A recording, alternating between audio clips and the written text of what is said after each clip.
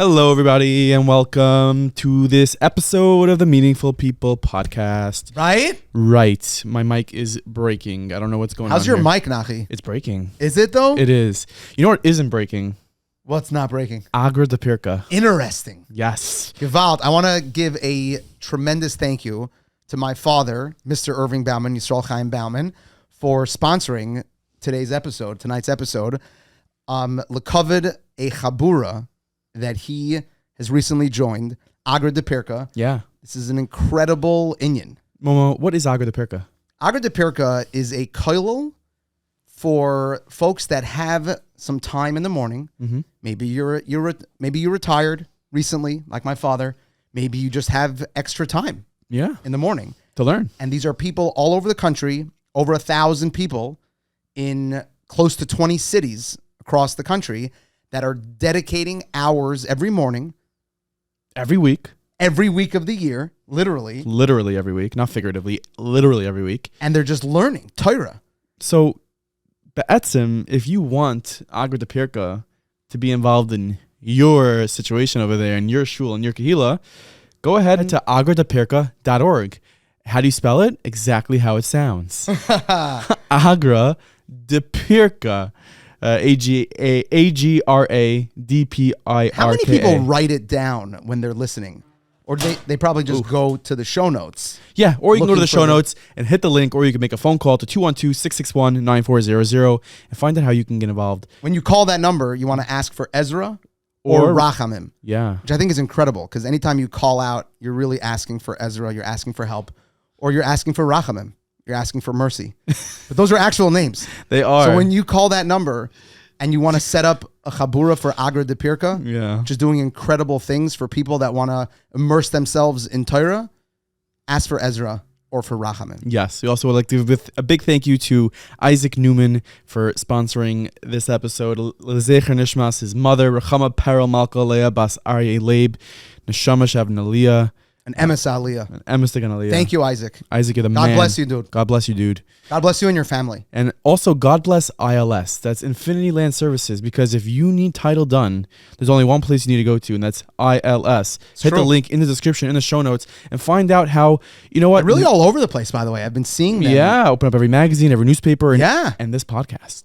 And making a lot of noise. They are making a lot of noise, and it's not the noise they're making is just like, don't have any horror stories. You don't want to be getting involved in buying a house or just keep it simple. Keep it simple and reach out to ILS. That's the URL. The website is in the description, the show notes of this episode. We sat down with Rabbi Shaul and Rebbitzin or Mrs. Brany Rosen. Brany, yeah. Brany or Bonnie? Brany Rosen for this week's episode of the Meaningful People podcast. They are the founders of ATime. Gewalt, what an incredible experience sitting with them, hearing their story, understanding the journey that went into building this organization and how they run it today. 30 years they've been doing this, been building this, and I don't want to tell you too much about the episode because it really speaks for itself, but it is the first and only time that I teared up while they were talking. It might not be the last. You never know. I'm going to kick you really hard. Very moving. Episode. Very moving. Anyways, enjoy this episode of the Meaningful People podcast. You are listening to the Meaningful People podcast. The podcast featuring our nation's most impactful, influential, and meaningful people. You know, Momo. Yes, Nachi. Nowadays, I don't get nervous before many episodes. I don't know. This one's like an exception. Wow. We're sitting here with presence of greatness. First of all, it's the first episode that me and you together interviewed two people. Interesting. So we have the fourth mic over here, hooked up, ready to go, and we're so honored to be joined by the Rosens, all the way from Toms River, New Jersey, trekked in here to the Five Towns on a late Monday night, and we're here to talk about your story, how you guys began ATime, which began, I believe, in '93. Which is what? I don't know. Quick math. 93 is. Is it a time or a time? Oh, I got stomped right when we started. Do I have to start over? 93 would be 30 years, depending on when in 93. Yes, exactly. 30 years. Yeah, 30 years. So is it ATime or ATime? It's an acronym. Okay. I did not know that. Interesting. Did you? It's an I'm here to acronym. find out. It's an acronym for a Torah infertility medium of exchange. Wow. I brought along our first magazine. It came from A Time to Be Born from Koheles. Wow. So we even spelled it out. Wow. Torah Infertility Medium of Exchange. This is our first publication ever. This is us now. Spring. The Spring publication was from spring 1994 right. for anyone that can't see.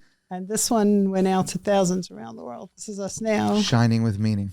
And this is Hanukkah. We're now Hanukkah issue number 97. Wow. That's incredible. First of all, either I didn't do good enough research or I'm just not that smart, but I did not know it was an acronym. Most people don't know it's an acronym. But now they do. It looks like the old branding had the periods after each it letter. only came from it came because we really want to be the Jewish Fertility Association or something like that, but everyone said they wouldn't say the word infertility, so the name came from that. It's hidden. The mission is hidden in the name. So let's go back to that time and discuss, why you two decided that this is an organization that you were going to start. So we got married in 87. December of 87. We got married. December what? December 28th. I was 23rd. December 23rd. For those listening, that was not edited. There was no pause. That came right out of the holster. So your anniversary was December just a week and a half ago. I wasn't married. Happy anniversary. I didn't get married in 87 though. I got married in 2018. Yeah, we're like 35 years. Okay. Rosen. So Amazing. when we got married, the word infertility wasn't a household name. It wasn't something that was discussed at all. And we started out like every single couple starts out. And we waited and waited and waited. And it went by a year and nothing was happening. So I went to my Chasam Adrech, who we're going to go call. And my Chasam Adrech says, well, you only married for 12 months. You don't do anything by 12 months. Right. Okay. So when? Another year. I waited another 12 months. And I came back to my Chasam Adrech and I said, okay, it's 2 years now. Where do I go? He says, I don't know. I don't deal with these issues. I have no idea where to send you or what to do. So I was at a loss. There was nothing out there that was discussing these issues at all. So I went to my Rav, the Baba Rebbe Halberstam, and he was very, very warm and went together with my wife. We were sitting for about 2 hours. We were sitting by the Rav, telling us different stories about different people that didn't have any children, later had their own children. Towards the end of the conversation, he says, there's a couple in Muncie that didn't have kids for a number of years, and they just had a baby. I'm going to call you at night with the number, and I'll give you the number and call them up and find out which doctor they used. So I said, okay, I'll tell the Gabba to get the number from the Rav to call me. So he says, no, the Gabba doesn't have to know why you were here. It's not his business. It's a private issue. I'm going to call you personally. And he called that night at the house, and he gave the number. And I asked my wife to call up the couple to see what's going on. And my wife calls them up, and they say that they never had any issues. I don't know why the Rav gave them the number.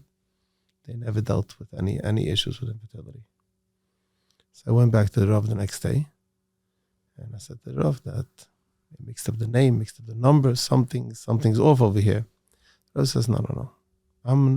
I'll find, they don't want to talk.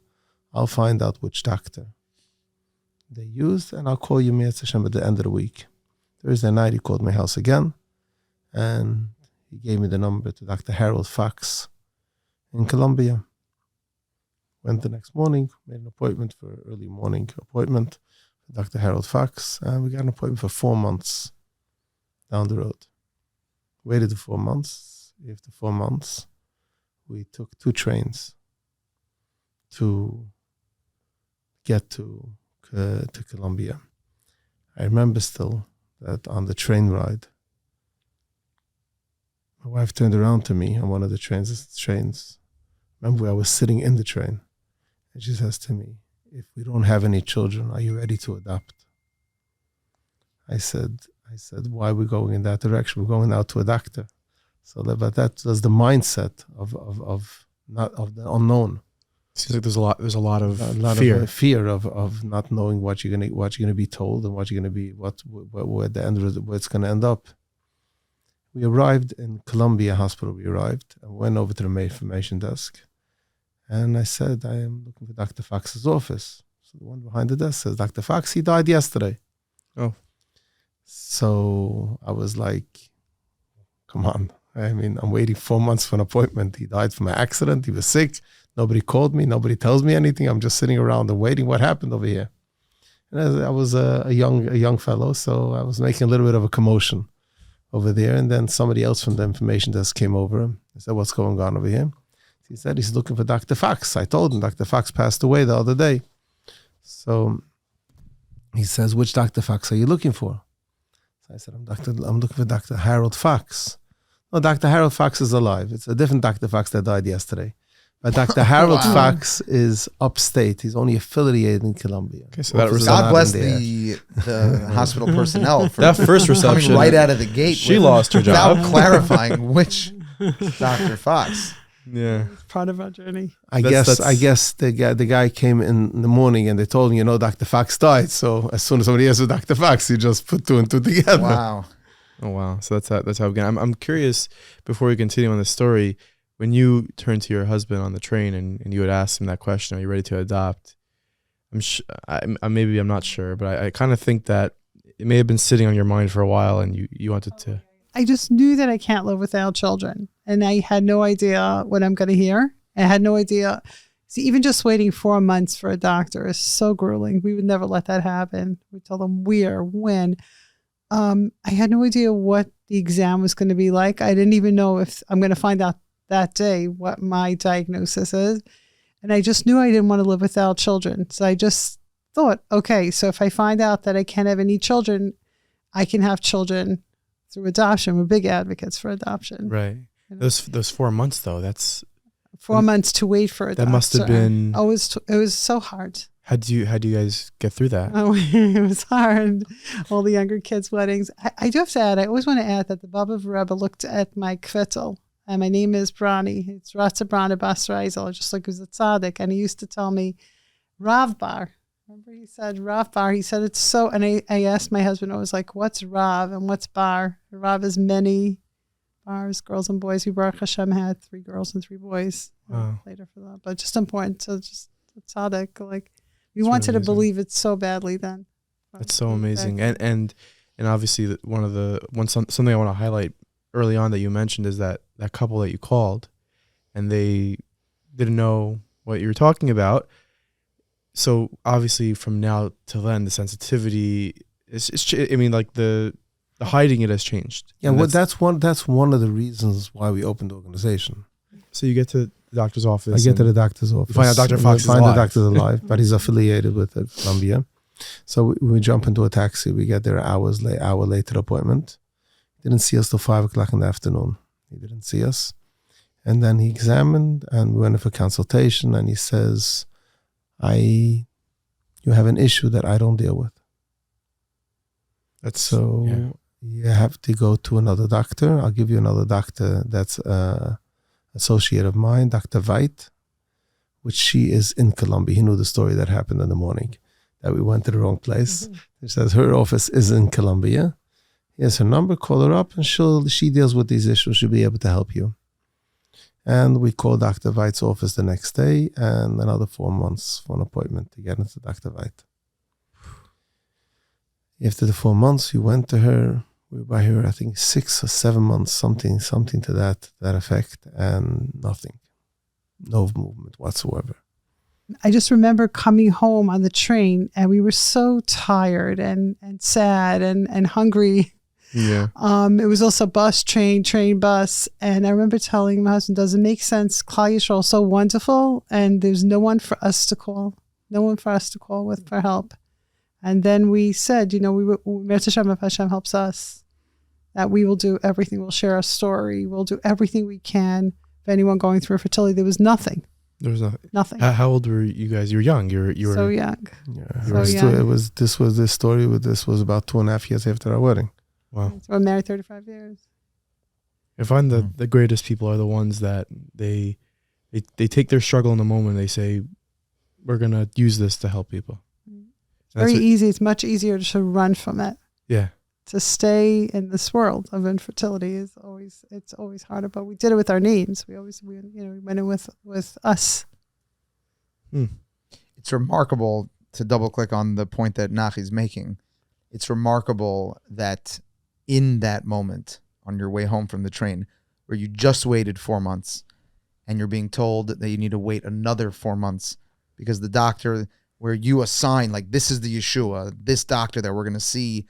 And then the doctor, that letdown of, I'm not only can I not help you, but I wasn't even the right person for you to be talking to. Right. So the initial 4 months is correct. So you feel like that first 4 months was for naught, and there's going to be another 4 months to wait. And who knows what that doctor will say? Maybe that doctor will be the right one. Maybe he or she won't be the right one. Totally. And in that moment, your thought is outside of yourself. I think for me that made me feel better. That I did not experience this journey for nothing. Like that, I did not experience such pain, and just feeling so alone. That's what all the literature says. You're not alone. You're not alone. Feeling so alone, and knowing that whatever I experienced, we can share. Whatever we experience as a couple, we can share with somebody else and make their journey to parent it easier.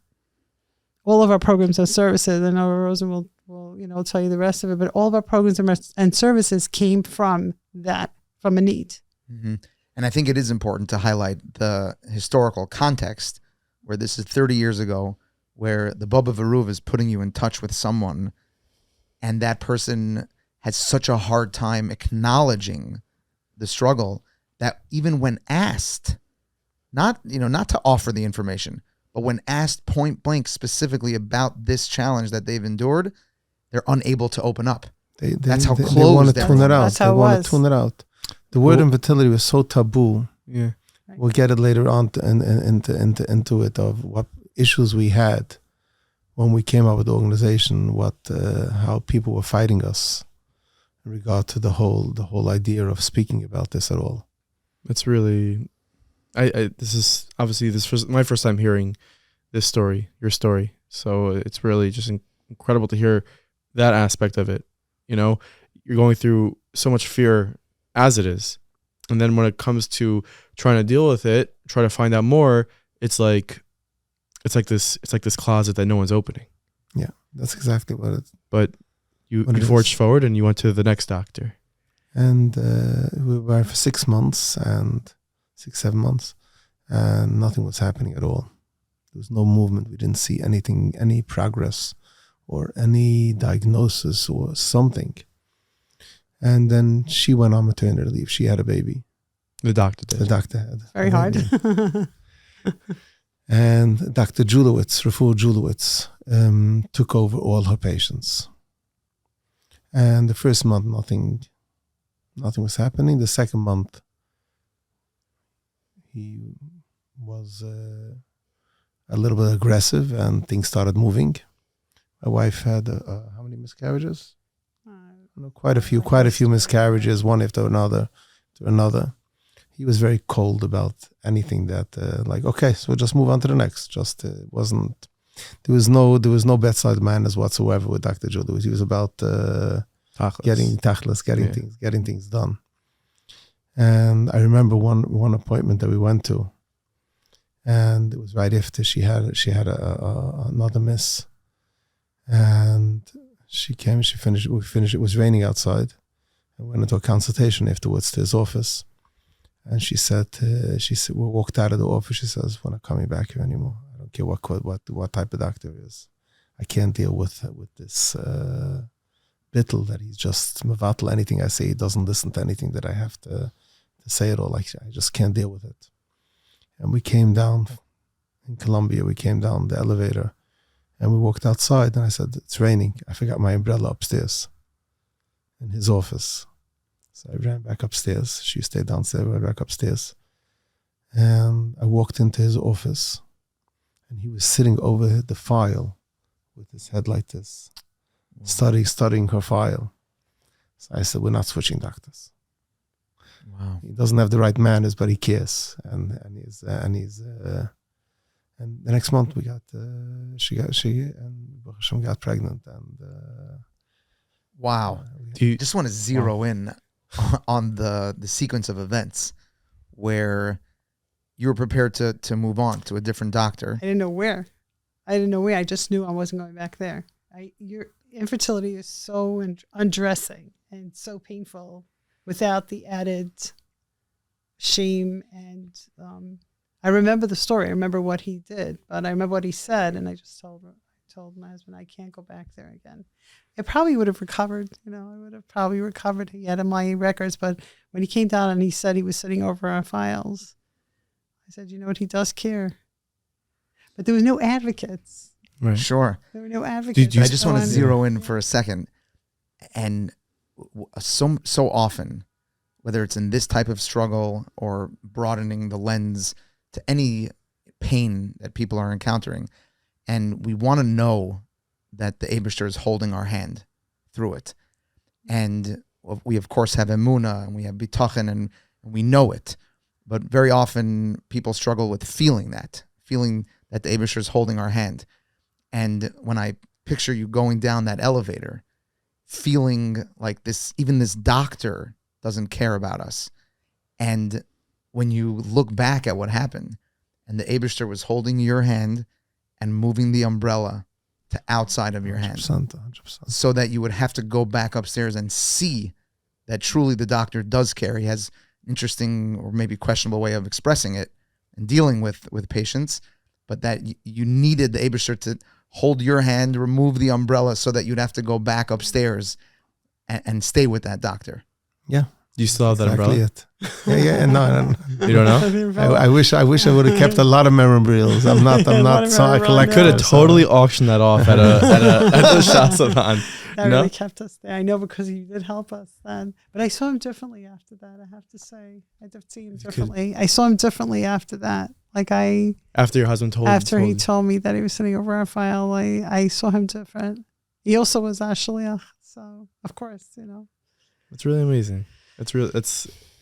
And at the same time, you could have seen him looking over your file and still just, your wife wanted to switch, you could have switched, but it made an impression on you. Yeah, it made an impression on us. We weren't even sure where to go. Like, we wouldn't even know where to go. Like, we thought that it was It wasn't. like- He was our doctor through the whole delivery. He delivered the baby as well. Right. So it wasn't like today. You have the fertility doctor, then you move on to Right. for pregnancy to move to a different doctor. It was the same doctor through the whole thing. He had a weird thing. Like, I remember when he had my babies, I said, Dr. Julowitz, aren't you going to look at my baby? I even remember telling him about the dream of writing. The magazine came from bringing something to the house, bringing the resources to the house, being able to hold something, Yeah. to know that somebody cares. I write the opening. I always write, before you read a word, just know that you're cared about. Somebody cared to work on this and send it to you. So I remember I told him, I said, Dr. Julowitz, I'm working on, we're working on an organization that helps people. And I think he just heard magazine. So he said, magazine, go write a cookbook. His thing was when I told him when I had the baby, I said, aren't you going to look at my baby? Nearly 5 years after my wedding, because he came into the room, he says, how are you feeling? But never looked at, he said, I have never had a baby born after 5 years. Every baby's born after 9 months. What, are you going to ruin his life now? Because it's just his way Right. of speaking. But I saw him different. Like, I saw him as my shaliach. Like, I saw him Right. as my, he was the one that helped me with Hashem. Yeah. Let me ask you, so Baruch Hashem, you got pregnant, but you had experienced multiple miscarriages, as your husband mentioned. Right. Was there that constant fear throughout the pregnancy? We'll get to that point. We had famously, after Baruch Hashem, kind of figured me out somewhat. We had 19 years ago, we had a stillborn baby. Famously, it was famous because it was our very first retreat. I was in my 9th month when we were working on it. I wasn't there. I was there and left when people were coming, and lost the baby the next week. It was very hard. And that's where full term, in the 9th month, that's where our division for pregnancy loss was started. It's called HUG, Hope, Understanding, and Guidance for Pregnancy Loss. Rosen always says that when I finally got a little bit better and we got the bill for Chavra Kadisha, so of course the morning started again. So Baruch Hashem, we do pay for Chavra Kadisha. We do a lot of different, Right. The HUG program is a division of its own. It's an organization of its own. So of course I feel for it. Yeah. It's my heart. It's within a time, under the umbrella of yeah, a it's time. under a time. Yeah. It's under the ATime umbrella, but it has a helpline and beautiful packets. A whole team of doulas. I'm one of them that go to births. Wow. So after you had your first Right. child, I mean, you're ecstatic. I imagine Yes. you're relieved. You said it was a boy. Yes. Moishi. Moishi. He learns in the ShasAthon. Wow. And that's right after he was born. The first Shabbos. We said okay. We said we made a deal, and we have The to first Shabbos. So you, When you let We have Yeah, to that Shalom Zachar and then fundraising. Boom. Yeah, Let's go. No fundraising. No. No fundraising. The So- fundraising. I just want to. Yeah. There's two ways of opening organization. There's opening organization as somebody has to do something, Mm-hmm. and you're not looking at the funds because it's not about funds. It's not about. So feeling a need. It's not a feeling need. And what was our budget? Our budget wasn't a budget. It was my wife on the phone, another lady on the phone, and a few people got together at night in the office to type up a newsletter. There was no budget. You didn't have a budget. Your vision was to make people know that they're not alone. They're not alone. So you Just give to give from them, beginning to end. There was 3 reasons why we opened the organization, and that's what we focused on these 3 reasons. And it grew from there, but these were the 3 main reasons. The first reason was people should know that they're not alone. I remember coming home one night from Kotel and finding my wife laying on the floor from back pain that she was having, from stress, on the floor. She was on the phone. She was in Texas speaking to a Goyisha lady that's going through infertility. That was her support. Wow. So there was nobody to talk to. So we really modeled ourselves at the very, very beginning because there was nothing in the Jewish community. So we went to see different things that existed by the Goyim, and the biggest organization that existed by the Goyim then was Resolve. We saw inside Resolve, then they became the AFA, the American Fertility Association. So we kind of wanted to see what's out there to see what we could model ourselves after.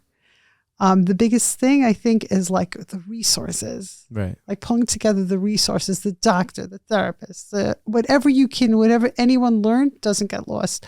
So because Resolve helped us, we kind of helped Resolve. Amazing. Hats off to you for just embracing the edict of Chazal, Chochma Bagoyim Taimen. Yeah.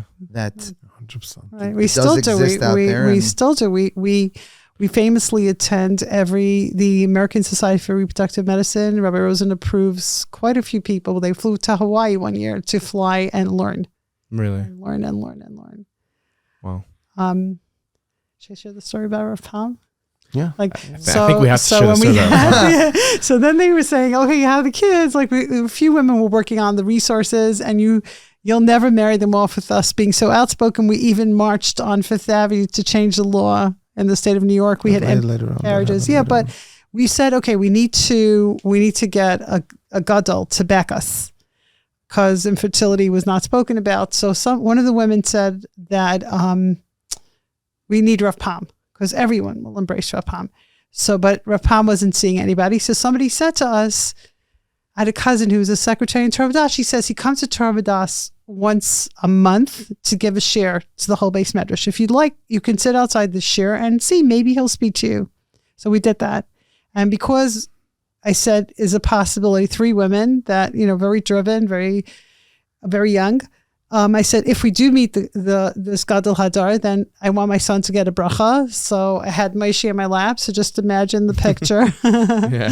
And the whole Torah Dash just walked by us. And then suddenly we saw Rav Pam and his Gabaim, and they walked by us also. And I remember them opening the door to Torah Dash, and everybody got up. And then the Gabaim turned around and said, are you here to see the Rosh Hashiva? And we're like, yes. So he said he would like to speak to you right after the shir. And Rav Pam closed the door to the base medrash, and he said, "Nein jetzt." He wanted to speak to us now. Wow. And he brought us into his room, and he said, and he saw 3 women The like in the Gaboyim were beginning. trying to delay it until Right, after the but shir. he saw something. Like Wow. when you see the ShasAthon, you see the time now. I believe he saw that. He saw what we Wow. didn't see. Wow. And he said, he said, you see the desk you're sitting at? Do you know how many tears were shed at this desk because people did not have who to speak to? And he was like, go for it. He said, I'm not really that well. I would sit with you every step of the way. But he said he's not that well. So he gave us a Rav to work with who wrote us a Haskama letter. And it's in our first magazine. We're very proud of this magazine. Yeah. Rightfully so. Is that an And original? here's Or? a Haskama letter that he gave us. We printed it at the beginning, but it was from Reb Chaim Kraus. And he went back to Rav Pam to tell Rav Pam like what we were doing at the very beginning. I think the first 2 years of the magazine we had, every single article was reviewed by him. Right. By Yeah. Chaim Kraus before it went out. Wow. Because it was so taboo, the subject of fertility, that He even said to one of they the were people, scared for anything to be written without a Rav needed looking that over Haskama. beforehand. That's brilliant. It's brilliant that Rav Pam recognized the need and prioritized it, Right. And doing exactly what to do. Before the shir. Right. and Right. it had to happen right now. And I want to also give you kudos for the hustle of Really. you are setting out to really unprecedented, trailblazing this initiative with Rav Pam's Askama, and getting that wasn't even enough. You needed to get a bracha from Moshe also. Once I'm there, Yeah, so of course, no, we had to involved. I know, and he went Rav Chaim, I think, at one point told one of the women who didn't dress that, not sneezed, but that fine. She said, one day you're going to be representing a big organization. You really need to make sure that you look representable. It was interesting that they had the vision, and we were just then, just dreaming. We were helping people, but not what Rav Pam must have seen.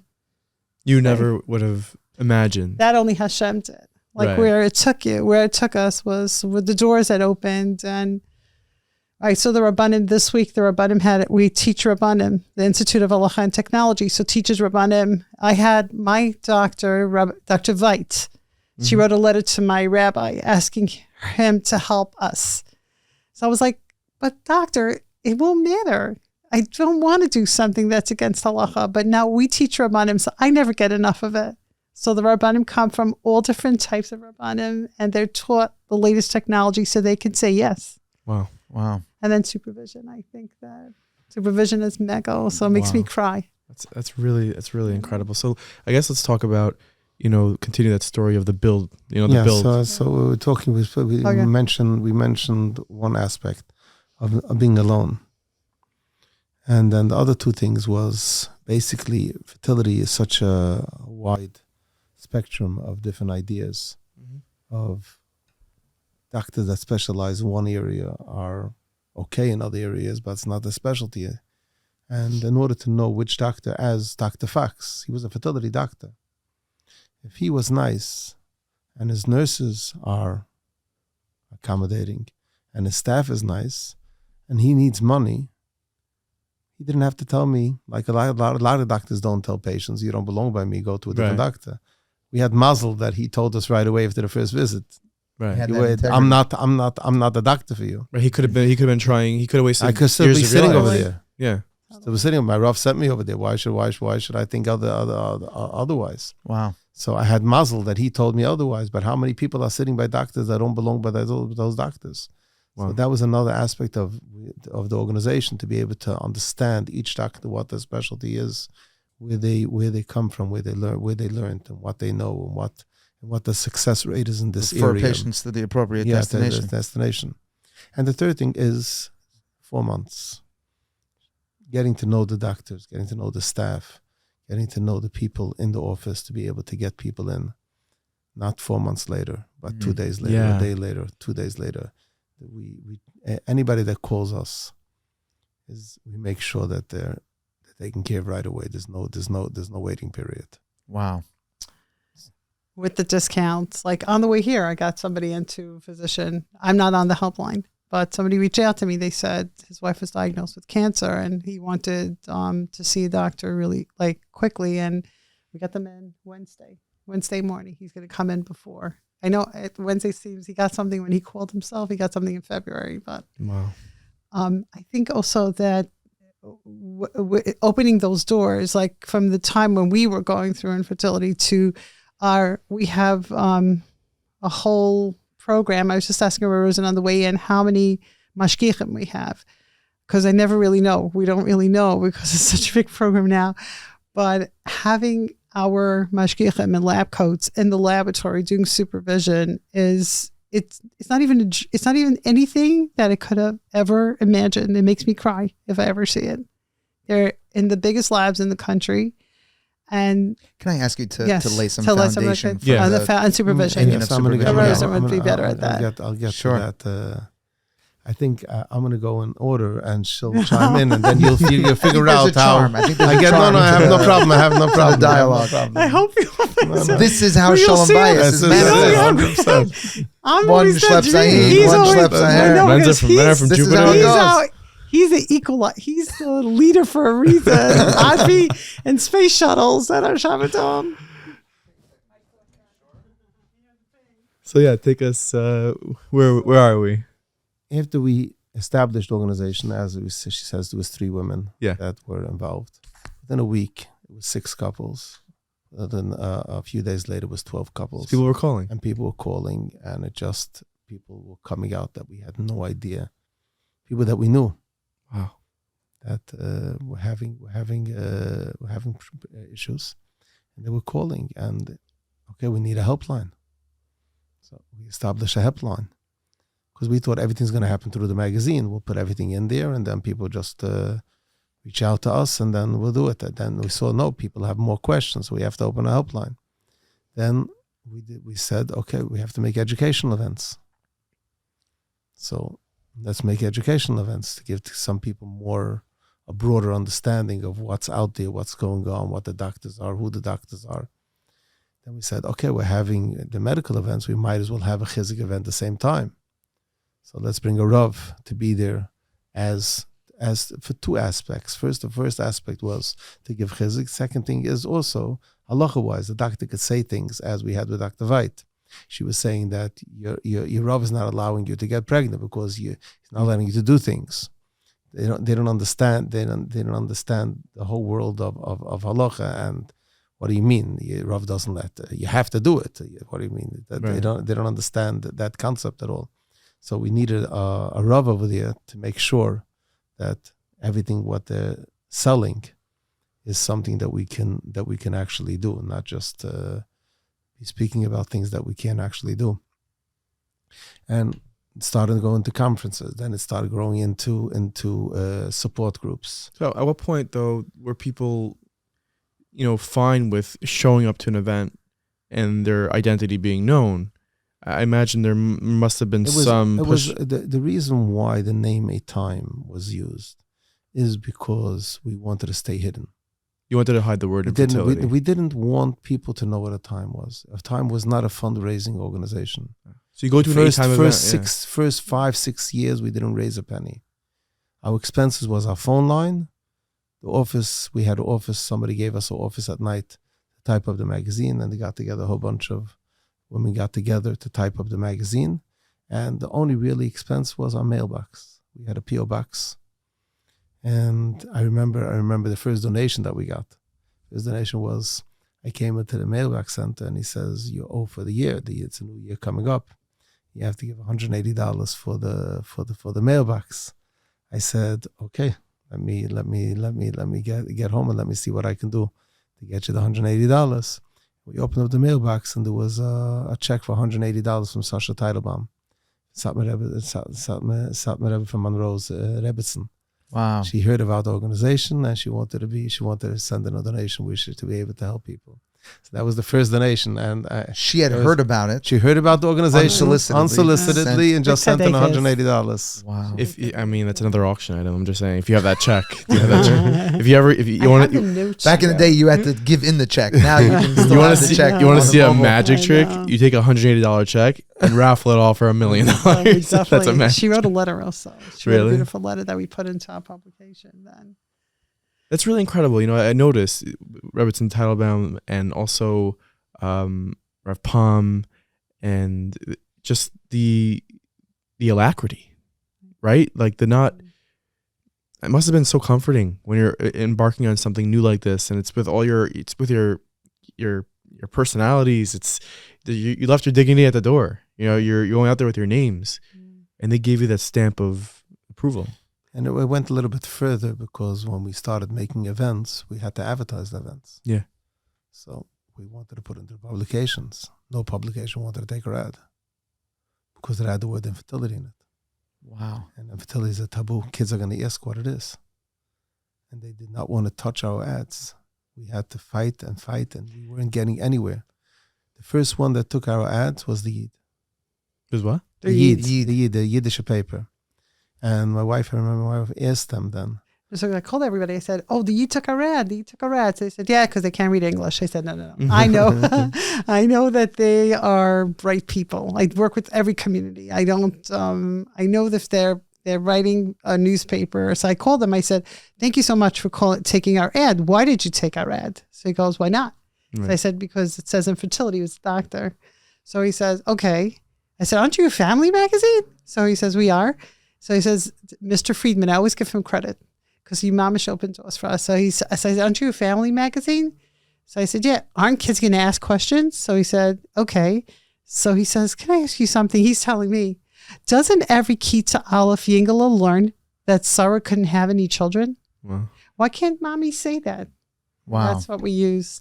I love how you use the word bright, because it applies in English and in Yiddish in this context. That's You're trying to change his mind? You were like, you're a family magazine. This is Undercover Boss. You're fired.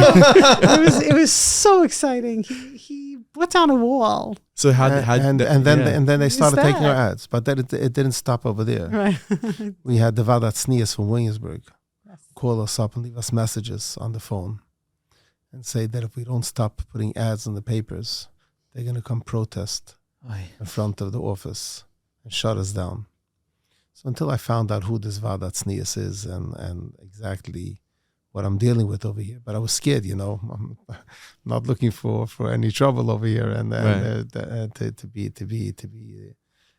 protested again. So I remember I called the Dinner Rebbe and Chemyakel Telbe, Baba Vadayan.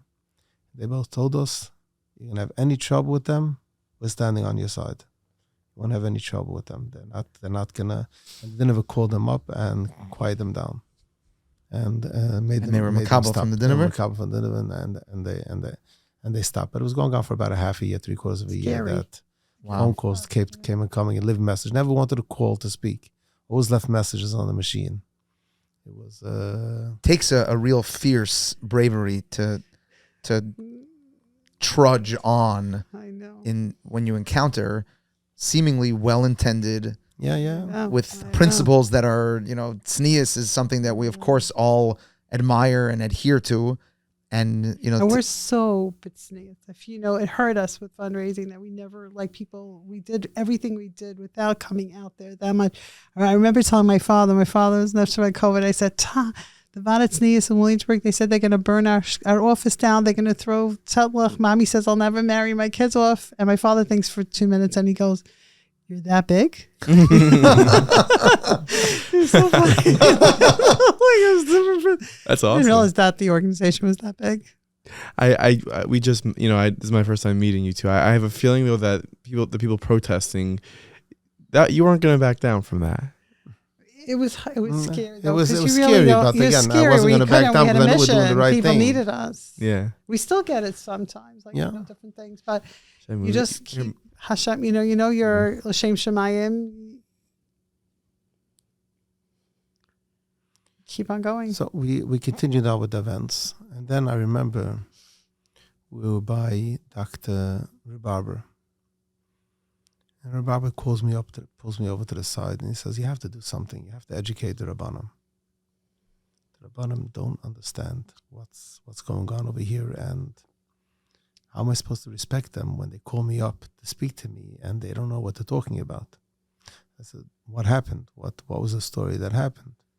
Says he examined somebody, and they had a Shaul that night.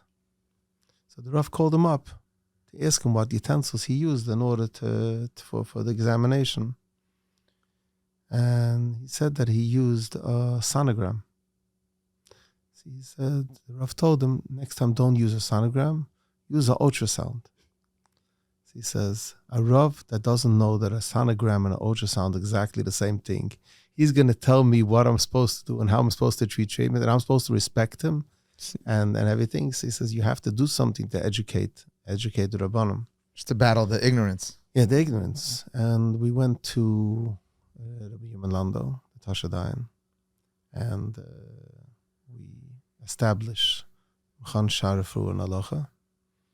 And Rabbi Lando was very interesting. He's a very outgoing person and everything. He was scared to give this shiurim for the Rabbanim without Rav Rosen's permission. So I flew down to Eretz Yisrael, and he said he wants a recording when I speak to Rav Rosen. He wants to hear Rav Rosen's psak. And I went to Rav Rosen then, and I told him that we want to make shiurim for the Rabbanim. And Rav Lando wants to hear the Rav's opinion on the shiurim. He says it's not a problem. It should be very, very limited of who, and it shouldn't be the young of the young. It should be the middle-aged to the older ones. It should be. It shouldn't be. But if you're doing it that way, then it's not a problem. But if you're doing young ones alone, then it's a problem. And we started the shiurim, and we went one course. It was a year and a half. It's 5 hours a week, and we went through 30 different topics that we went through, and we had a doctor come down each time. The doctor said the practical of how the procedure is done, and then Rav Lando would go in and where halacha intersects into each section of the thing. And after that year and a half, we started again. We started another.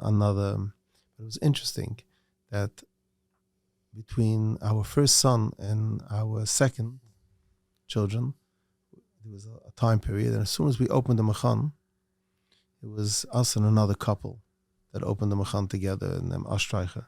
He was waiting for kids for a number of years. He didn't have any children either. And we both had the baby mamash the same week. We had twins, and he had a daughter. They had a girl. They had a girl. Girls. So we had twins then that were born. It's interesting that Dr. Julius wasn't our doctor anymore.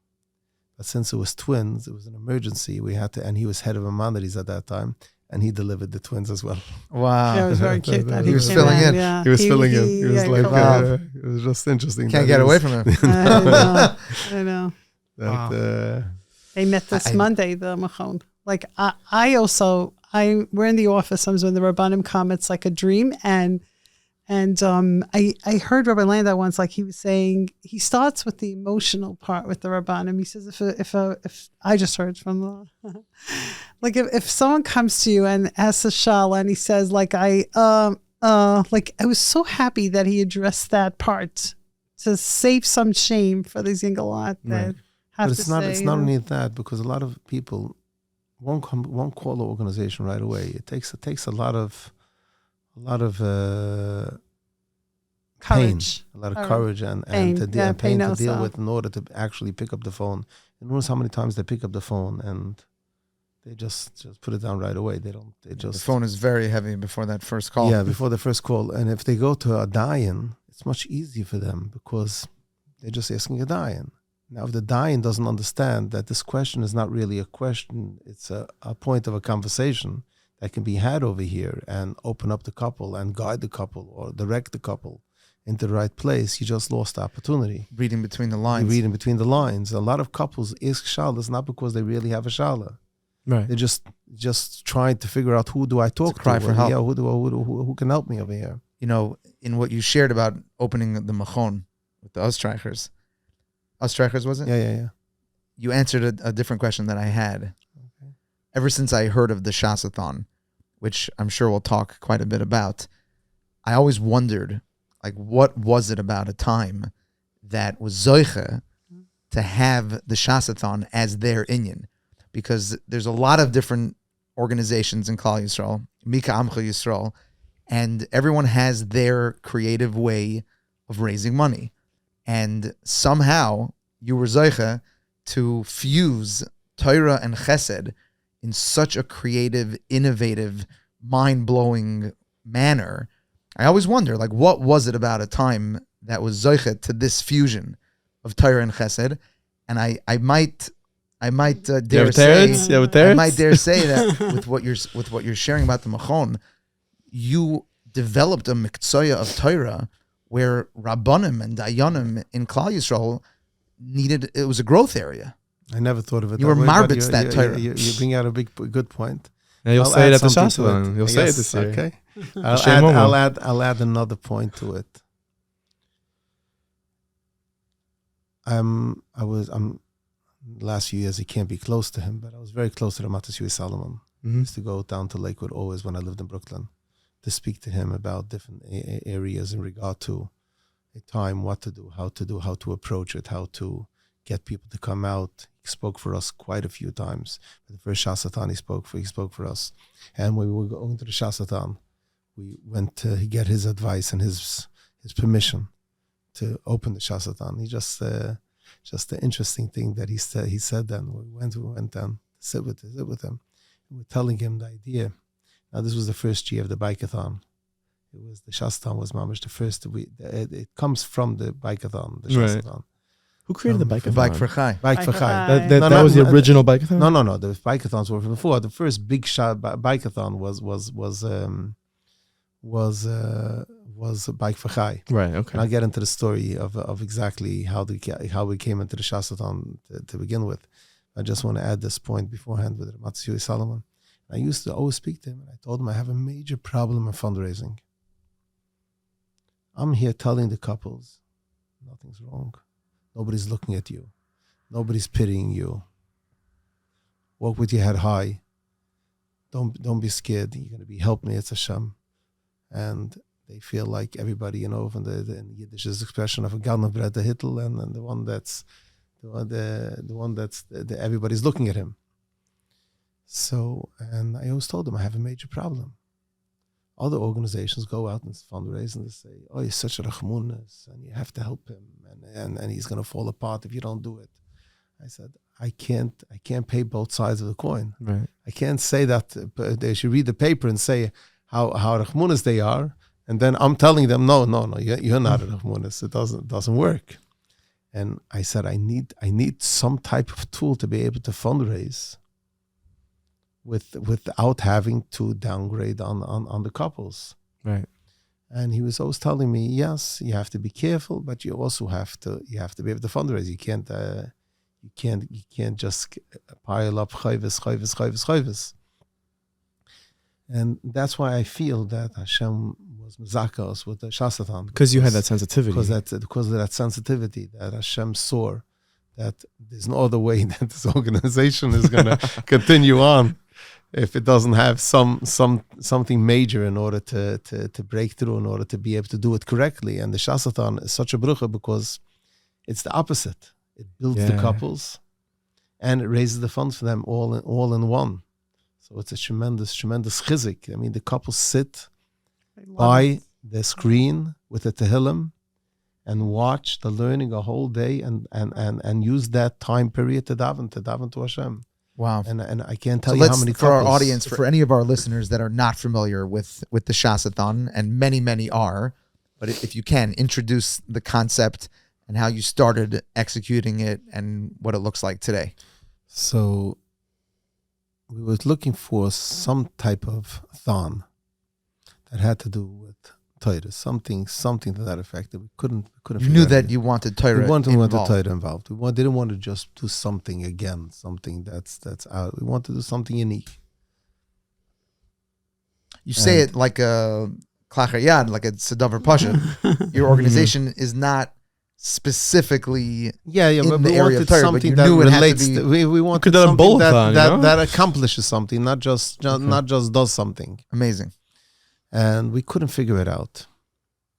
And we have one of our people that is very involved in ATime, and he was thinking and thinking, and he went into his car, opened up J-Root, the radio station, Throwback. and they said over a story on the radio station. They repeated a story that the Rosen used to repeat. Rosen says in Chachma Lebnini Yeshiva of Chachma Lebnini Rabbi Shapiro, the Bochrim came over to Rabbi Shapiro once to ask him what they can do for his birthday was coming up and what they can do for his birthday. And he said there was about 200 Bochrim in the yeshiva at that time, says if they would put the Sidorim that they learn on the side for that day and split up Shas between all the Bochrim, that would be his biggest birthday present that they can do for him. So he repeats the story further on that came the day of his birthday. They put everything aside and they split up Shas. Is easier and harder. So the ones that had the easier blood finished earlier, and they started going over to Buchim that had the harder blood to ask them if they need any help. And it started becoming a commotion. Before they had cards and scanners. Yeah, Like- way before. Shasa meters. And and it was talking about a whole commotion. And Rabbi Shapiro got so excited what's going on. There was tumult and mismedish. Everyone's doing, helping out each other and everything. That he went upstairs. He put on his kapata, his Shabbos begesha and his spadik, and he was sitting the rest of the day in Shabbos begodim, mismedish. And at that siyum, he said the famous line that they attribute, the world attributes it to the siyum hashas from 7.5 years, but he said it over at that siyum. He said over. Says the last Masechtas Nida, and the last Perik in Masechtas Nida is called Tanoikis. So he said, Hadron Allah Tanoikis. Rabbi Shapiro didn't have any children. So he said, Hashem should shine on us children. Siliklan, he should move away Masechtas Nida and the Indian from Nuvanad, that we should be able to go back to Etzisrul. That so he said over there by that siyum. And that's the story that he heard. He calls me up. Right after he hears the story, He hears this on the radio. Hears this on the radio. Calls me up and he says, "I have it." Wow. Do you see Hashem is like every step of the way? 100%, Every step He of also the didn't way. have any 100% children. of the Rabbi way. Shapiro. Rabbi Shapiro he never had Never kids. had Which is any odd, children. Let me ask- but he left a legacy. Let me ask you a question. You know, we see that, you know, the Lav Rebbe never had children. Rabbi Shapiro never had children. There are others. I loved how Rabbi Kana Shmotkin, who was a recent guest of ours, he said the Rebbe didn't have any biological children. Yeah, he didn't have biological Rabbi Shapiro didn't have any biological children, but the fruits, the Paris, the Doiris that he put out. Do you ever think? Rabbi. Have you ever thought like you wish that there was this organization in their lifetime so you could help them? I want Rachel Imenu to speak at our Read Retreat. Yeah. Shabbos in 3 weeks. I want to hear her thoughts. Mashiach comes. She was oh, very verbal. right. She was very verbal. Chana was verbal. Of course you want to hear Can her. you elaborate on Rachel Imenu being verbal? She said, Rachel Imenu famously says, and we always like look at it. First she names her son Yosef and she says, Hashem Yosef is Charpasi.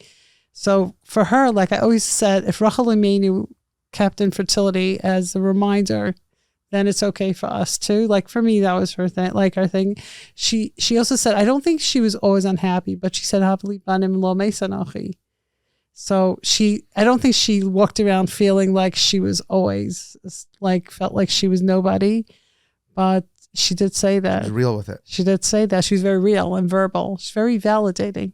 Wow. I remember Rosen even said once at one point, he said at a ShasAthon where like, she says that what's the shame? So they said, now she can blame a broken dish on the child. Mm-hmm. So it was like she was like Rachel Imeinu, you know, she was a charisma. So then we're saying like, who's blaming her for broken dish? So I think Rabbi Chaim Shmulevitz, he said, Rabbi Chaim Shmulevitz, I just remember from retreat, he said, infertility can be so painful sometimes that another broken dish is too much to bear. It's like when you have a bad day. Everything's Right, everything's a that's- straw. Anything that happens to you is like, oh no, okay, Right. this also.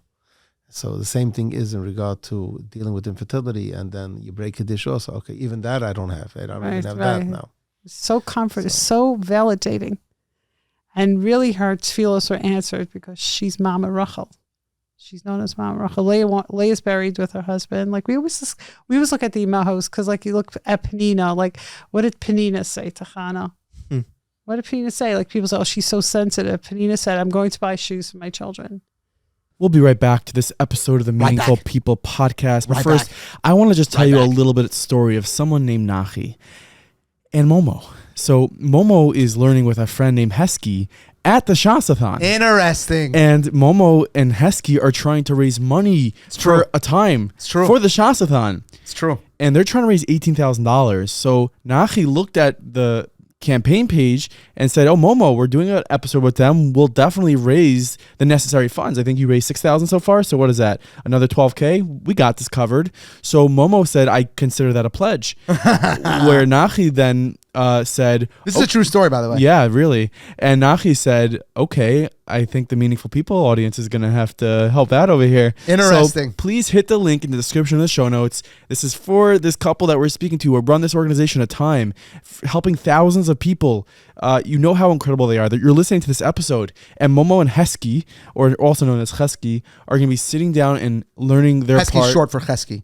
Hesky is short Yeah. for Hesky. Just drop the C. Yeah. Yep. They're gonna be learning their part and finishing Shas in that room. So give a few bucks, some support for our friend over here, Momo Bauman, and of Thank course you. the organization ATime. And please bail me out of having to pay $12,000 because, quite frankly, who's got time for that or money? Now enjoy the rest of this episode. Thank you so much. You're welcome so much. Now we're back to the episode. Were you a teacher? Because yeah. Years ago. Because you have a way of giving this over. I'm like, I yeah. love this. It's like This I is can also why- see you waiting. Also, love it. I can see you waiting for Rachel Imeinu. Totally. Book her for that totally. and the second Mashiach comes, Not letting the Gaboyim. Chana, push it till Chana after was the me. shoot. She's gonna be there with I Moshe. know, She's gonna be holding I Moshe. know. And Yeah. Chana was really me. I always think that Chana was me, but Rachel is the most verbal. That's really incredible.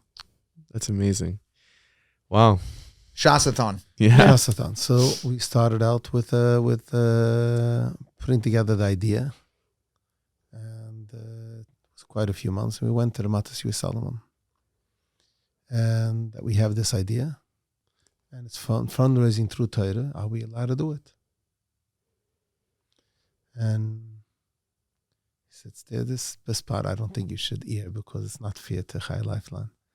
He says, Ani rotzim, vehein rotzim. Ani rotzim, kavno scha. He actually said it. So I don't think you should hear it. I just wanted to bring it out of there. But then he says, I want a week to think about it. Better than 4 months. So I want a Yeah. week to think about it. Call me back in a week. Go back in a week.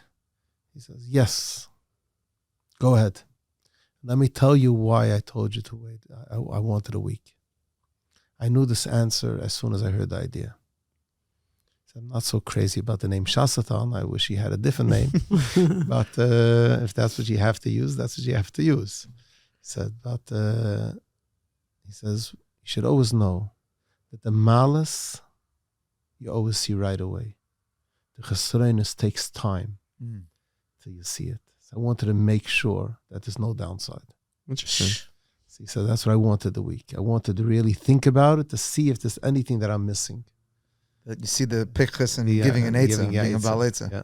He didn't Wow. even come to the ShasAthon. He was in a wheelchair. He was so he didn't go anywhere, but he came. He said by the ShasAthon, he said, if you could go back on the website, he said maybe you could put that in over there. He says, Sure. a time is not an organization. A time is a movement. Mm.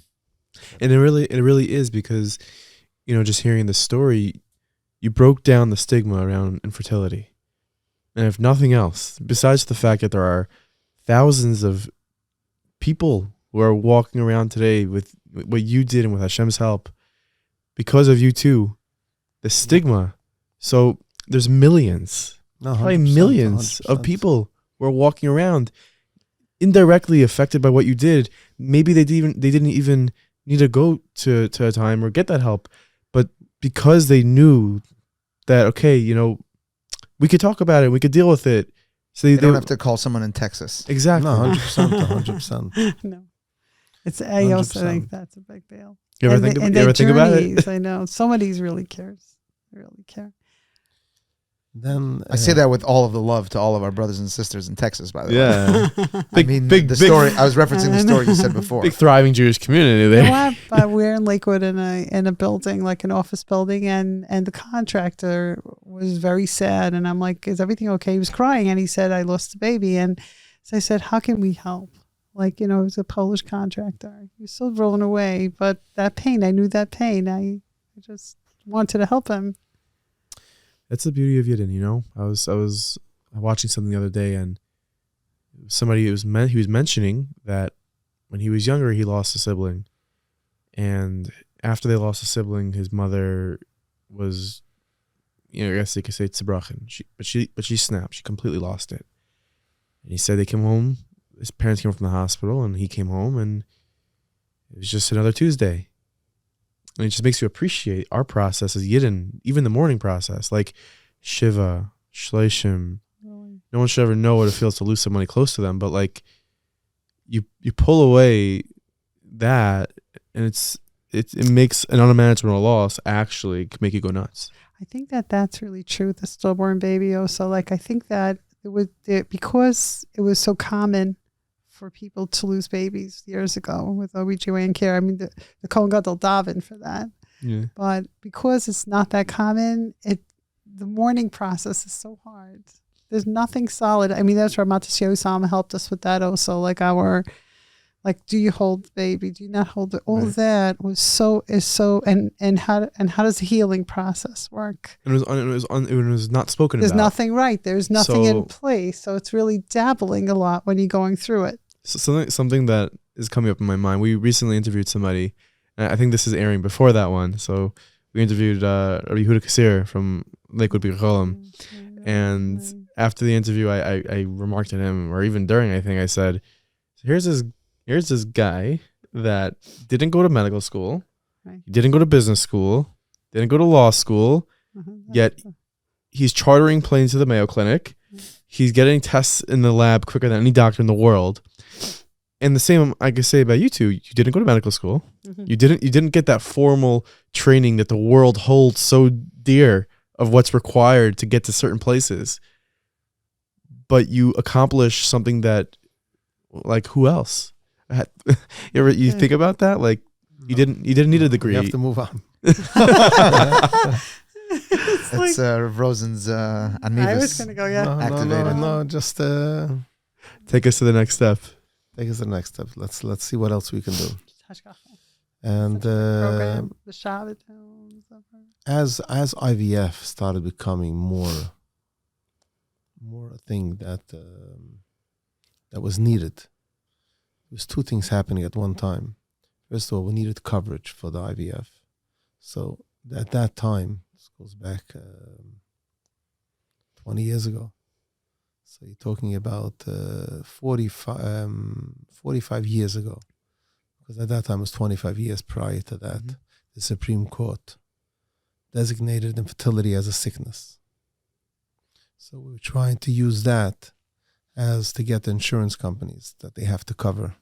They have to cover IVF. We're getting a lot of pushback from the Catholics. They don't allow IVF. So we're getting a lot of pushback from that. And I remember they chartered buses to go down to Albany. We did. To walk around over there with empty carriages. We bought. It's like now I think if I would tell a board, I'd like to buy like 50 empty carriages and march. We even bought my mother. I remember my mother yelling 2468. We want the mandate. We were crazy. We did it, but we changed some Sometimes of you it. We just have to be definitely crazy. changed some of it. We definitely they heard us. It took about 5 years, and we got They the heard state us. to put away a few $1 million a year Wow. for, Right, they for did. coverage They- of IVF. Right. To make that was that up to IVF, the insurance company have to cover IVF. Wish Is we could what, do it what the on what the state is gonna cover, and in certain states it's completely covered. Certain states not. In New York, in New Jersey, it's over. If you're in a group of 50, they have to cover you. In New York, it changed. If you're in a group of 100, they have to cover you for IVF. So there's certain things that are keep on the pushing the thing closer to getting the coverage. But at that point, there was nothing. There was nothing available. So that was one point. And the other thing was, as IVF was happening, and people started getting scared, like what's happening in the lab, who's watching, how do I know it's my baby? Yeah. How do I know this is my child? And we started doing supervision in the hospitals. Certain hospitals gave us problems. Certain hospitals didn't give us problems. Certain hospitals only allowed a camera in with a remote that we were able to move, and we had designated a small little room for us with a TV screen over there to be able to watch, monitor, and be able to. That was that was the only access that we had for many years. That was the only access that we had to that lab, and Shabbos was a major problem. Because how do you do supervision on Shabbos moving a camera? You can't move a camera on Shabbos. So it came out. Shabbos was terrible over there, and it was one of the biggest centers that was that we're working with, and we broke through that as well as. Interesting that Did you solve that with human supervision? Yeah, we have now in that hospital as well. It was in Cornell. Cornell Hospital gave us the hardest time of bringing in supervision over there. The lab didn't want, because they felt, we had so many meetings with Dr. Rosen of getting into supervision, and he said they're looking at it as we don't trust them, and they don't want to deal with somebody they don't trust. So the one that broke through, just an interesting piece of information, is Rob Perlman, the actor. Okay. Rabbi Oman from Australia had a couple, and he heard that we have a problem on Shabbos with Ashkucha. And he says, what's going on? I told him. He says, he spoke to Rob Perlman. Rob Perlman called up Cornell. He gave a lot of money to Cornell. He says, make sure that. And we got a call the next day from Dr. Rosen. We should please come down. Wow. You were Malin Itzaitis in Hollywood. Yeah. So wow. it was, We set them up for Shabbos also, because couples get calls. So when couples are there for Shabbos, we have a whole program. We set them up at the hotel. Set them with the hotel and food and everything. Supervision, and, the hotel. 5-star. Everything is done on the highest. There's nothing you guys don't do. The highest. A Shabbos can cost us. Travel agency? A Shabbos can cost us Well, now we're doing it with between the $15,000 Shabbos. to $20,000. Yeah. Every Shabbos. in the hospital. Wow. Just taking care of the couples, the hotel, and the mashkir being there, and the couples. But the nice thing is that the doctors tell us that they're coming in, so we could prepare. Our supervision team is, like I always say when I bench Schlecht, I think about all the people that worked on a Friday, all these amazing tzaddikim. A lot of things happened last minute. Everything's happened. We had a last minute, mashgicha walk from the Lower East Side to Cornell. Like everything can happen. Right. And Like the Yeshua. And Terrifying. family members have no idea what couples are dealing with. Right. They have no idea. The story always comes back to me that there was a couple that was in the middle of an IVF cycle. And you don't know till Friday if you're going to have to be in the hospital for monitoring or not. Because there's two things. There's blood work and monitoring. Sometimes it's blood work alone. Sometimes blood work and monitoring. So blood work alone, we have a courier that goes to the houses to take the blood work. So people don't have to be away for Shabbos Yom Tovim. But when they need monitoring, there's no shortcuts. And there was a couple that the family was having, the grandfather was having a 50th wedding anniversary on Shabbos. And the whole family was getting together, and they split up the Shabbos between each one of the kids. should take care of. And this couple that was in the middle of an IVF cycle, they told him to take care of Shalashidus.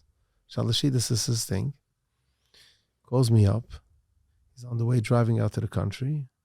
Doesn't know what to do. He just got a phone call that he has to be in the hospital for Shabbos. What should he do? I said, turn around and go to the hospital. He said, my family's going to kill me. They're going to kill me. I said, tell them that you're stuck somewhere, whatever. Call them up. Tell them they're stuck somewhere. Calls them up and tells them, yes. What are you stuck with? Tell them where you're stuck. We'll send somebody out to help you. You have to get up. Everyone's over here. So he tried the different, whatever he tried, they always came up with different, like, and they were asking, you don't have any kids. You should be here the first. You should be there helping out to arrange everything. Where are you? And the couple, I told the couple, just shut your phone. Don't answer your phone anymore. Just turn around and drive to the hospital. We'll take care of everything. We'll take care of the hotel and Shabbos food. You'll have everything over there. And don't worry about anything. For months after this story, his family didn't talk to him. They didn't know why he didn't come for Shabbos. Now, if the cycle was successful, and you'll be able to tell them a few months later, you know why I didn't come then? Because I was in the middle of a treatment. At least he would have something to answer them, but the cycle failed. Right. So he was like, they didn't understand why they were upset at him for something that he's just trying to have a child, and they just don't, that people don't know what couples deal with, and they have so much on their head. And the family has no idea how to handle it and how to deal with it. So we opened up a support group for mothers of couples to be able to explain them a little bit of what's going on. Because in a way, parents are suffering in a different way, but a little bit of in the dark completely. Right, because they don't know what's going on. They don't know what's going on. The couple at least knows, I'm trying, I'm doing this, I'm speaking to this person, I'm going to this doctor, I'm going here. The mother, father, are they going anywhere? The silence could be misinterpreted also. Yeah. Are they doing anything? How can I help them? What can I do? Right, and sometimes the parents have the type of relationship where there's dialogue and there's communication, and sometimes there isn't. Infertility is very, very far and a few that really talk to the parents because they feel like a failure. Because they feel like we got married, 9 months later we're supposed to deliver something. Yeah, what I was gonna fear ice was, and in a lot, I guess you're educating us that in most cases there is not that dialogue, and the parents also are looking for support. Yeah. They're looking for they don't know how to they don't know how to deal with it. Right. They don't know, the siblings don't know how to deal with it. You have a younger sister got married, and she's waiting a second child, and her older sister is still waiting for a child. This younger sister doesn't know how to act and how to react and what to do and how to do. And this is a great opportunity to just for those who are, I guess, in this situation, to be sensitive to those couples, because you don't know what couples are going through. You have no idea what they're dealing with. Like you mentioned in saying the story where the person seemingly innocently is saying to this gentleman, and you do not have children, you should be the first ones here. Yeah. How hurtful, how painful it must be a lot. to be on the other end of that line. I totally get hearing that comment. I know. Yeah. But then the ones that join our group, the mothers, they're like, they expect them to help them more on Pesach, but they could be cycling and it's uncomfortable to even walk.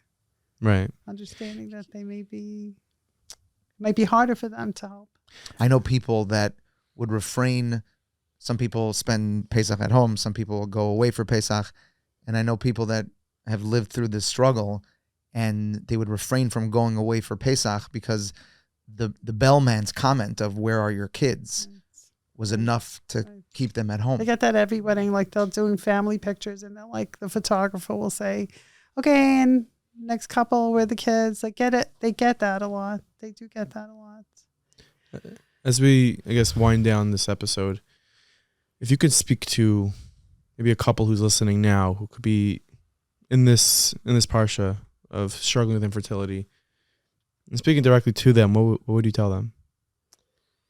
There is, my wife always says that ATime is a group that nobody wants to belong to. It's not a club that anybody's looking to, okay, I want to sign up to this be part of this this group. But if you're going through the Nisayan, get the benefits. Reach out, because there's no reason to go through it alone. There's so much that we can do to help them, besides the actual medical, getting them through, going through the records, sending them to the right doctors, making sure that they're getting the right treatment, following through with the doctors, speaking to the doctors, the chizik, the what's the right word over here? The family that they have in order to I always say ATime is like parents, right, to the couples, because there's nothing that we don't do for them. It's not like, okay, ATime does this. There's no such thing. ATime does this. Time does whatever the couple needs. So it's like parents. It's not about parents do this. Right. There's no set rule for what a parent does. Whatever the child needs, that's what parents do. And when it comes to infertility, that's what we're basically adopting these couples and trying to do anything and everything for them. The events that we do, we do a ShasAthon. We're having now a ShasAthon in 3 weeks. We had a ShasAthon. We came back from England this past weekend. We had a ShasAthon over there. The ShasAthon is 5-star, and it's done on the highest end, and it costs a few $100,000 the Shabbos. A lot of people ask, why are you spending so much money on a two-day event? And the answer is very simple. For a lot of couples, this is their kiddush, this is their absheren, this is their bris. You have simchas you go to a whole year. They don't enjoy any simcha. They don't enjoy any yontif. The Chanukah is one of the hardest human tovim for them. People that enjoy lighting candles it's for them. It's walking by a window and seeing 10 menorahs, and they're saying, I want one menorah. I don't want 10. I want one. It's for them. Every yontif is hard. It's a reminder. It's a reminder, and with the little happiness that we can give them, that they go to a ShasAthon and they feel like they're catered to, they're pampered. It's the most elaborate. You would think it's one of the richest people making this affair, and every couple feels this was made for me, and it just gives them a chiyas to be able to. And about 65% of our couples don't come back the next year because they're helped. Wow. Baruch Hashem. And I don't know, everyone asks, is it the food? Is it what's the ingredients? Is it? I think it's the tefillah. Yeah. And I also think is a lot of couples went through so many cycles where they failed. They just can't deal with another failing. I always say, you know what an IVF cycle is? It's like opening a business. And the business fails. So you say, okay, I'm going to open another business. How many times can you open another business? Right. You open it 2 months, it fails. 2 months, how many times are you going to? You do 4 or 5 cycles and nothing. You just physically, you just can't do another cycle. When you come to a ShasAthon and you hear from somebody saying, I'm doing my 6th cycle. And he says, you know what? He can do it. I could do it also. And a lot of times, that's when the Yeshia comes. Yeah. And it's also when you come in with that positiveness and you come in with that, okay, it's going to work. The body relates to it better and accepts everything better. I want to give you credit as well. Did we lose one of the cameras? I don't think so. Okay. I want to give you credit as well for, I participated in the ShasAthon a couple of years ago, and I look forward to participating in it this year as well. And we're going to raise a lot of money for Momo's page, everybody. Right? It's Hashem. And the event, to experience it as a loimid, it's an otherworldly experience. You spend the entire day learning hour after hour in a room full of people that are united for the same cause, and you're literally sitting there finishing Shas. You wake up in that morning, and it's such a, the energy in the room is so palpable. It's so powerful. It's indescribable, truly. It's indescribable. Totally Indescribable. You cannot describe the energy in the ShasAthon. It's tough for the marketing team. People pitched it to me to join it, and I was like, wow, this sounds amazing. Then I experienced it. My father has a question. We call it the Tati question in our family. On any experience, did it meet, fail to meet, or exceed your expectations? It's known as the Tati question. It's so far exceeded my wildest expectations. It's otherworldly, truly. And at the end of the event, there's a Siyam HaShas. There's a Siyam HaShas, which is extravagant and incredibly halig. And you invite people that have been part of the ATime family, as you describe it. And what I want to give you credit for specifically is I was expecting to hear this happy ending story of how they came to ATime, and I didn't have any expectations going into it, and I was expecting the couple to share their quote unquote happy ending. And what I want to give you credit for is you put someone up on a pedestal that just shared the pain that you held their hand through, that they're still experiencing. And that was so powerful because that is so much of the work that you're doing. We had someone in our shul. I know you interviewed Rav Zev Lev. So we have a shul in Tom's River, and Rav Lev came to his daughter Davins by us. So we said, if Rav Lev is here, let's bring our couples in, but let's bring our hard couples in. So it was Erev Pesach. And one of the people said to Rav Lev, he said, Rav Lev, Pesach is so much about children. He was married like 15 years. He says, and for him to even to be able to verbalize this, it was so painful to hear. So he says, Rav Lev, what is it for me? And Rav Lev is a very smart person, and he thought about it, and he apologized, and he said, he said, who you are, he said, are you worried about leaving a legacy to the next generation? Are you worried about leaving the Masorah for the next generation? So he said, who you are when you're living in fertility, it's such a public nisayon. Who you are in the grocery, who you are at a bris, who you are at a simcha. Is there any greater legacy to be left? Who you are at your parents' Seder. And he was saying a message to our couples, like, I know your pain. We know your pain. And the way you live your lives, it's incredible. It's so painful. That's and your they come and legacy, say Mazel Tov at a Zachar. And they come to the family's bris, and they come and they're there and they smile. They're impressive. That's incredible. Wow. The Rosens. It's really a pleasure meeting you. I know you said in the outset there's no way I'll be able to cover a time in an hour and 23 minutes. Amazing story. Please, sure. So one amazing story with so there's a group of women, a group of girls that ATime got so big, and there's so many different services. And yes, I'm the original founder. Rabbi Rosen runs the organization now, and I'm director of member services because I like to be involved in the services. There's one group that I do myself, and those are single girls with known fertility issues. Mm-hmm. No ovaries, no uterus, post-cancer. They know they will not have children. So when we moved to Tom's River, we were at a Torah Masorah convention in Florida, and the girls had a ShasAthon in our house. We had room, so the single girls, I call them my girls. We help them get married. We help them live. We tell them the sad, situation. So they were in my house, and Masa Shabbos, we left them a credit card on a paper to order anything they want at one of the local pizza shops. They thought it was more fun for the girls. And they call us, and we're sitting at a table while Shmuel Kamenetsky comes to the table. I said, girls, Shmuel Kamenetsky just sat at our table. So they said, could you get us a bracha? So Rabbi Rosen went to ask Rabbi Shmuel for bracha. He said, we want a bracha for girls who b'derech hatava could not have any children. And he comes back a second later. He said, Rabbi Shmuel says, Hashem could change the teva. So they were like, what did he say? What did he say? So I didn't even want to tell them. Girl who doesn't have a uterus. So he said Hashem could change the teva. So the girl who was on the phone, she said, Brany, seriously? It's like growing a hand.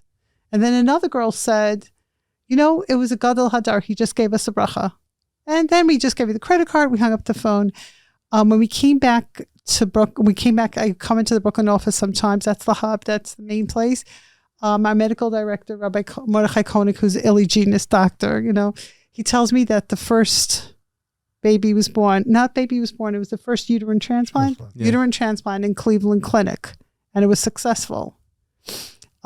This year, we were zeicha to celebrate the birth of a few babies born from uterine transplant. Wow. And I feel like we brought the doctor in. We brought Dr. Falcone in when he had a baby. And we had the girls in the room in Manhattan. We did in Manhattan, the girls in the room and the parents in the room. And he was showing them how he does the surgery. And I felt like it was really amazing how the Gadol saw this and how it became Teva. We do transfers with these girls. I think we have 6 girls expecting now from uterine transplant. It completely changed Wow. the face of that. Just one of my tremendous nisim in the 35 years. Unbelievable. When Shmuel gives a bracha, we say, Or Amen. Shmuel, he said, yeah. He said, maybe we And experienced with listen- Ramatisyahu, with Rav Rosen, the vision that they had. But this was, I cried the whole way home from Manhattan. Yeah, I think there's no better way to end off this episode than if you can give a bracha. Just to the people listening. Everyone needs brachas. If you too. Change the world. I always say that nobody should really understand what ATime does. Because if you understand exactly what ATime does, you're usually experiencing this massive. And whoever is in this massive should reach out for the help that we can give them. And Yetz Hashem, we have tens of thousands of couples that we helped. So Amazing. Yetz Hashem, hopefully Yetz Hashem will be able to help a lot more. Yetz Hashem. Amen. Amen. Thank you so much. Thank you. Shkayach. What an incredible couple. Like, what an incredible organization they started.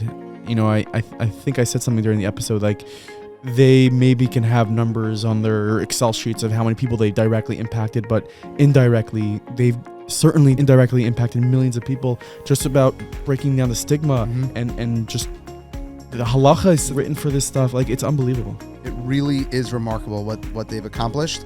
And Mikam Yisrael, what Klal Yisrael has been able to do. And it takes leaders, of course, people to jump in and to start something. But let's all give ourselves as a nation credit for embracing their journey. Round of applause. Yeah. Moira de Gezach, thank you so much. Klal Yisrael, you're good people. You're good people, and the Rosens are amazing people. They're doing incredible things. So happy we were able to get this episode done. And stay tuned because we have some really good content, really good new episodes coming your way. So And thanks for donating generously. Yeah, on our link. to Momo Bauman and Hesky Asaf's page. They're gonna learn only if they hit their.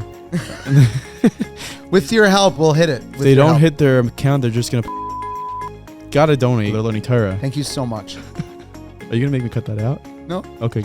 Have a good week, guys. Hope you enjoyed this video from Meaningful Minute. We have so much more content for you. You may like this. You may like this. Take your pick. Let us know what you think.